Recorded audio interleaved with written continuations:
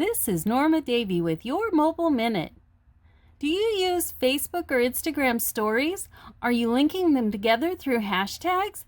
Let me show you a quick tip.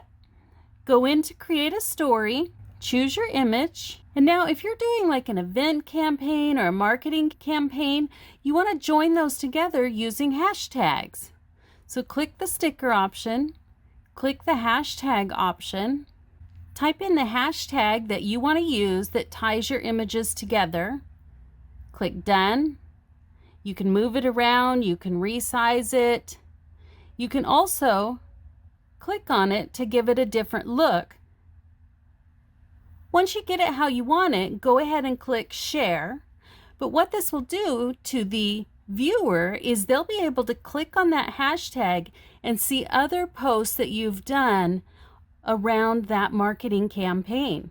If you found this tip helpful, be sure and give it a thumbs up. Thank you for watching Your Mobile Minute.